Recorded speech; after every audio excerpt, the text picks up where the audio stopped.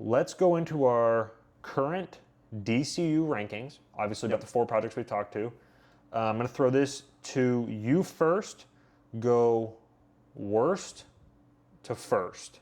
Worst to first. Okay. Yeah, give a little summary about why they're where they at. Okay. This is a little bit tough because I would say the bottom 3 are easily the bottom 3. Yes. So I think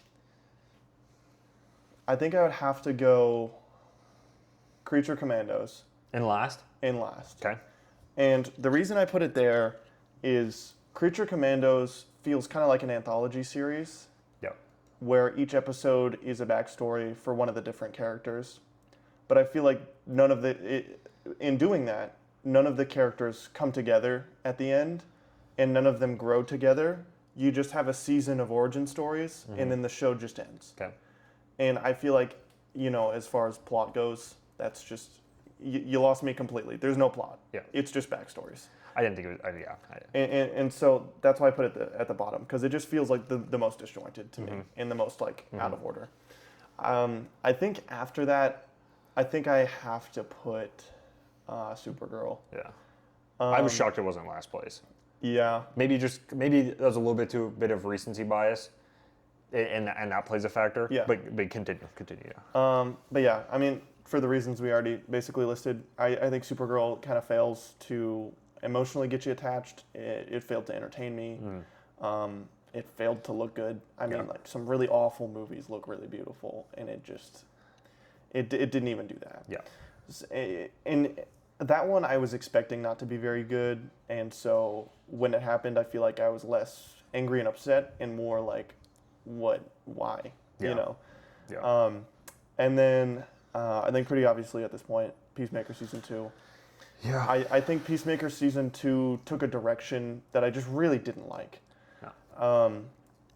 It focused on a romance plot with John Cena and James Gunn's wife, which Jennifer Holland. Yeah, which I don't think it was built up in season 1 very much. No. It kind of felt more like they learned to respect each other because he obviously had like a crush on her, and then she obviously thought he was annoying and stupid. Yeah. And then Clearly. she learned to respect him as a person, and he learned to respect her as more than just someone who he wanted to hook up with.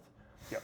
And the second season takes that and says, actually, they're soulmates, and it just threw me for a loop. It just lost me completely. Like that's the heart of the season, and when that's your whole season, and it's just super weak, and I'm just not into it. I'm just not into it. But it had funny moments. I mean, the reasons that it's above the other two is that it does have a plot structure. It's not watchable. It's not super strong, but it has a plot structure. Yeah. It has a story. You can follow it. And Has characters you like. Vigilante's awesome. That's what I was about to say. Vigilante's great. I love who's that redhead guy? Economos? The dyed beard. Yeah, John Economos. Was it I love Economos. He was carrying the show for a couple episodes. He's great. Yeah. So it had aspects that I liked. I mean, honestly, the other two projects, I just didn't really like any of it. Yeah. And then obviously Superman at number 1. I mean, I have it as 5 stars. It speaks for itself. Yeah. It's so emotionally deep, and it has a top 3 comic book casting of all time. Yeah. It has an incredible score. Yeah. It has great soundtrack, great characters. Absolutely. It just does it all for me. Yeah. So yeah, that's kind of how my ranking is, Yeah. and honestly, I really want more Yeah. at that top end. I want more to try to compete with Superman, and I'm just not seeing that. No. All right, Sue, want me to jump into mine here? Yeah, I'd love to hear it. Let's go. We're going to do Supergirl last. Yeah. And with what I have in third place, they're not that far off of each other. I was just the least, while I was sitting in the theater, I was just the least, I had zero interest in what was happening with Supergirl, but I wanted to. I was trying to get engaged with it. Yeah. And it's just not, it was not hitting. I prefer movies to TV shows, so when movies are bad, it offends me more than when TV shows are bad. Yeah, I feel the same way. So I have Supergirl last. It's not far off my number 3. That's going to be Creature Commando Season 1. laughably stupid thing to put as your first project of your new universe. It should have been Superman through and through. Yeah. But there's moments I like, but then there's moments with really bad voice acting. I don't like the animation that much. Rick Flag Sr. as kind of this main character. I guess I liked the Weasel episode. I don't know.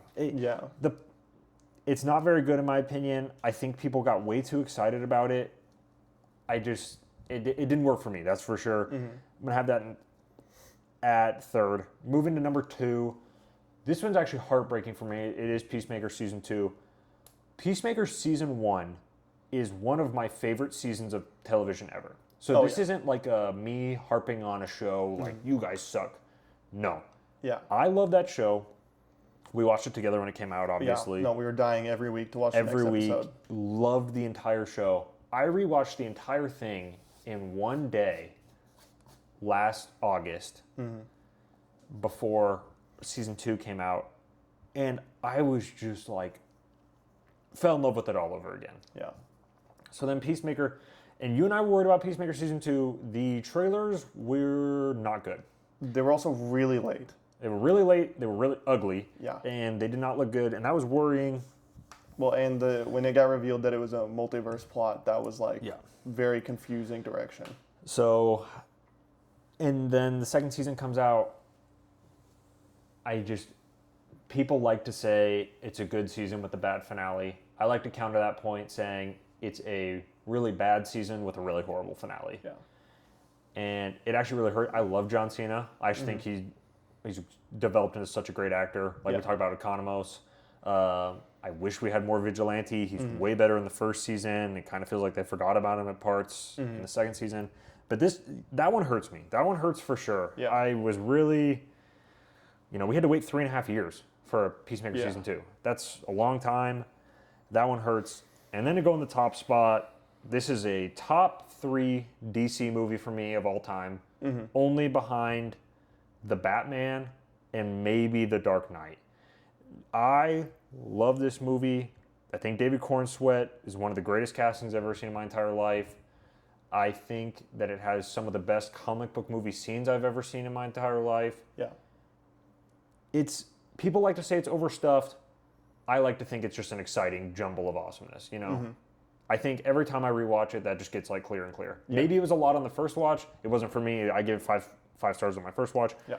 But I think more people, if they're kind of like, I just encourage people to rewatch this. I think it kind of got lost in internet drama last year at times. Last year, it got 100%. It got lost in the super Jurassic Fantastic. Yeah, you're pitting all those movies against each other. I think this is really just an incredible movie. Yeah. I think, and the crazy thing is not even I don't think it's my favorite James Gunn movie. I think that still goes to Guardians of the Galaxy Volume 3. It just shows how much he makes great movies, I guess. I don't know, but yeah. But that movie, I love to death. Incredible.